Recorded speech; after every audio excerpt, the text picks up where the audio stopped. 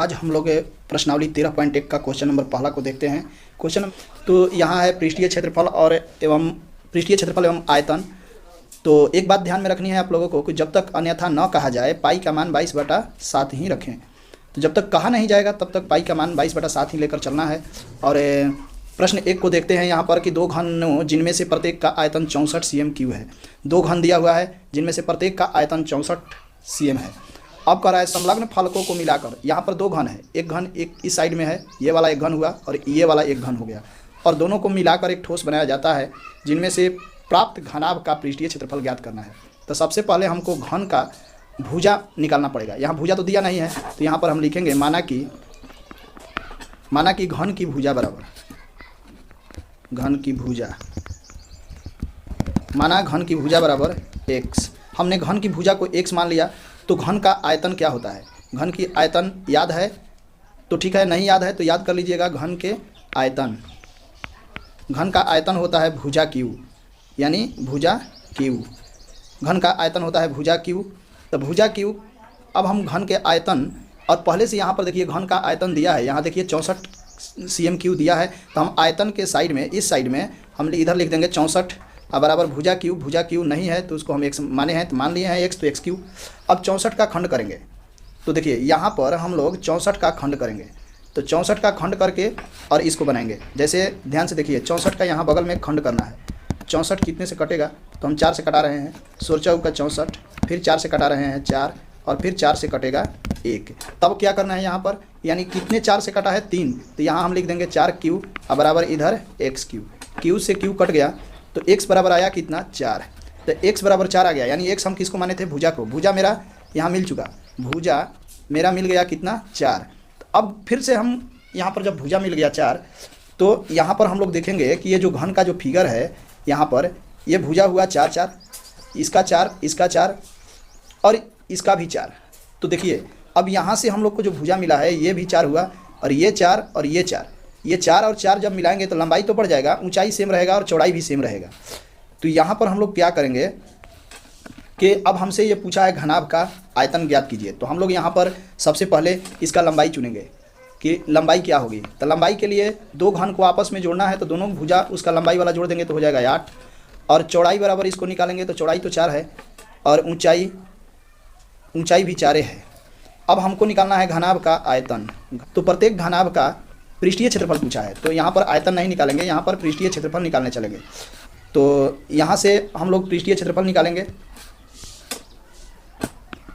पृष्ठीय क्षेत्रफल, तो घनाभ का पृष्ठीय क्षेत्रफल होता है 2 × LB + BH + HL। इसका मतलब हो गया कि 2 गुना कोष्ठ में लंबाई प्लस लंबाई गुना चौड़ाई प्लस चौड़ाई गुना ऊंचाई प्लस ऊंचाई गुना लंबाई। तो यहाँ पर हम लोग लिखेंगे 2, लंबाई है 8 और चौड़ाई है 4, जोड़ फिर 4 गुना ऊंचाई भी 4 है, चौड़ाई 4 ऊंचाई 4, फिर यहाँ पर लिखेंगे 4 गुना लंबाई है 8। अब इसको हम लोग क्या करेंगे कि 2 कोष्ठ में इसमें गुना कर देंगे तो हो जाएगा 32, अब प्लस यहाँ 16 प्लस 8 चौका 32। अब यहाँ पर हम लोग को क्या करना है कि ये जो दिया हुआ है कि 2 गुना और इस सब को जोड़ देना है, 32 32 64 और 16 को जोड़ देंगे तो हो जाएगा 80, और इसमें गुना कर देंगे 160 cm²। आंसर क्षेत्रफल पूछा था घनाभ का। तो ये है पहला प्रश्न। आगे बढ़ते हैं दूसरा प्रश्न की ओर। देखिए दूसरा प्रश्न है कि कोई बर्तन एक खोखले अर्धगोले के आकार का है। कोई बर्तन है जो एक खोखला अर्धगोला जैसा है। जैसे देखिए ये वाला, आप ध्यान से देखिए, यह खोखला अर्धगोला के आकार का है जिसके ऊपर एक खोखला बेलन अध्यारोपित है, जिसके ऊपर में एक बेलन बना हुआ है। आप यहाँ पर देखिए एक बेलन बना हुआ है। अर्धगोले का व्यास 14 cm है। इसका व्यास भी आप नीचे देखिए यहाँ पर दिखाया गया है कि 14 cm है, और इस बर्तन की कुल ऊंचाई 13 cm। आप इधर देखिए इस बर्तन की कुल ऊंचाई यहाँ पर दिखाया गया है कि 13 cm है यहाँ तक। इस बर्तन का आंतरिक पृष्ठीय क्षेत्रफल यानी बीच वाला भीतर वाला पृष्ठीय क्षेत्रफल बताना है। तो सबसे पहले हम लोग देखेंगे कि कोई बर्तन एक खोखले अर्धगोले के आकार का है जिसके ऊपर एक खोखला बेलन अध्यारोपित है। अर्धगोला का व्यास, तो सबसे पहले अर्धगोला का हम यहाँ व्यास लिखेंगे। अर्धगोला का व्यास यहाँ पर हम व्यास लिख लिए। तो अर्धगोला का व्यास कितना दिया है? 14 cm। अर्धगोला का व्यास 14 cm दिया है तो त्रिज्या निकाल लेंगे। अर्धगोला का त्रिज्या क्या होगा? अर्धगोला का त्रिज्या तो त्रिज्या बराबर, यानी त्रिज्या कहने का मतलब कि आर बराबर होता है d/2 यानी व्यास बटा 2। तो 14/2 करके इसको कटा लेंगे तो कितना आएगा 7, यानी अर्धगोला का त्रिज्या निकल गया 7। अब यहाँ पर एक बात ध्यान देने वाली है, और इस बर्तन की कुल ऊंचाई तो दे दिया है, कुल ऊंचाई दिया हुआ है। ऊंचाई कितना दिया है 13 cm कुल ऊंचाई दिया है।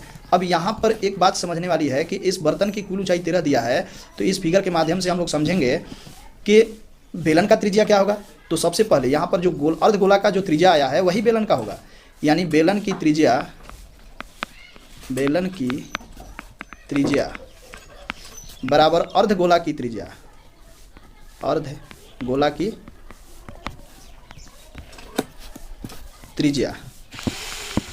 यहाँ पर हम लोग बेलन की त्रिज्या बराबर अर्धगोला की त्रिज्या बराबर 7 cm।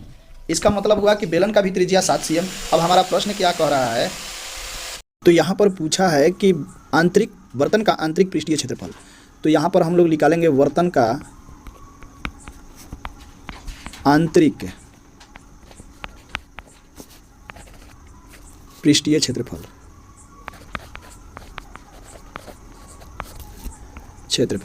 तो बर्तन का आंतरिक पृष्ठीय क्षेत्रफल जो निकालने चलेंगे, तो बर्तन का आंतरिक पृष्ठीय क्षेत्रफल निकालने के लिए हम देखेंगे उस फिगर में कि ये फिगर किस किस का बना हुआ है। ये जो फिगर यहाँ पर है, ये फिगर देखिए, यहाँ पर अर्धगोला है और एक बेलन का है, यानी दोनों का पृष्ठीय क्षेत्रफल लिखेंगे।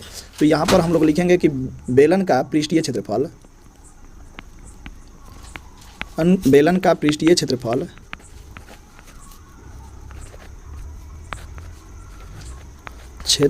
प्लस अर्धगोला का पृष्ठीय क्षेत्रफल।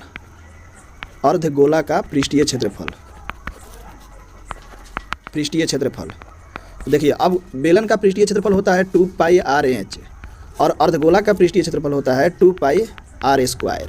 अब इसमें हम क्या करेंगे कि दोनों में कॉमन ले लेंगे, 2πr इसमें कॉमन हो गया और इसमें बचा क्या, h + r। यहाँ पर अब हम मान बैठाएंगे, जैसे 2 और पाई के मान होता है 22/7, r दिया है 7 और इंच हम लोग चुने हुए हैं। तो जो इंच यहाँ पर जो लेके चलना है बेलन का ऊंचाई, तो हम लोग यहाँ पर देखेंगे कि बेलन का ऊंचाई कितना चुने थे। यहाँ पर आने के बाद देखिए, यहाँ पर बेलन की त्रिज्या और अर्धगोला की त्रिज्या तो हम लोग 7 चुने थे। अब यहाँ पर कुल ऊंचाई 13 है, तो हम लोग बेलन का ऊंचाई तो चुने नहीं है। यहाँ पर एक चीज़ मैं बता देता हूँ आप लोग को कि बेलन की यहाँ पर ऊंचाई छूट गया था, बेलन की ऊंचाई। तो बेलन की ऊंचाई क्या करेंगे कि टोटल ऊंचाई 13 दिया है और उसमें से जो त्रिज्या 7 है अर्धगोला का, उस त्रिज्या को हम लोग माइनस कर लेंगे। तो 13 में से 7 घटेगा तो कितना आ जाएगा 6, यानी बेलन का ऊंचाई हो गया 6। अब हम लोग यहाँ पर क्या करेंगे कि यहाँ पर बेलन का ऊंचाई जो है, जो यहाँ इंच लिखा है, इसके बदला में यहाँ पर 6 लिख देंगे और r 7 दिया है, इसको लिख दिए। अब यहाँ से ये देखिए 7 से 7 डिवाइड हो गया, 22 दूनी 44 और गुना 7 6 13, इसमें गुना कर देंगे, 13 चौका 52 और 5 57, 572 cm² मेरा आंसर हो गया। तो इस तरह ये प्रश्न यहाँ से हल करेंगे, और यदि आपको समझ में नहीं आई है तो फिर से रिवर्स करके इसको देख लें, और आगे तीसरा चौथा प्रश्न भी आप लोग के बीच में लेकर आऊँगा। तो आज के लिए इतना ही, थैंक यू, मिलते हैं नेक्स्ट वीडियो में, धन्यवाद।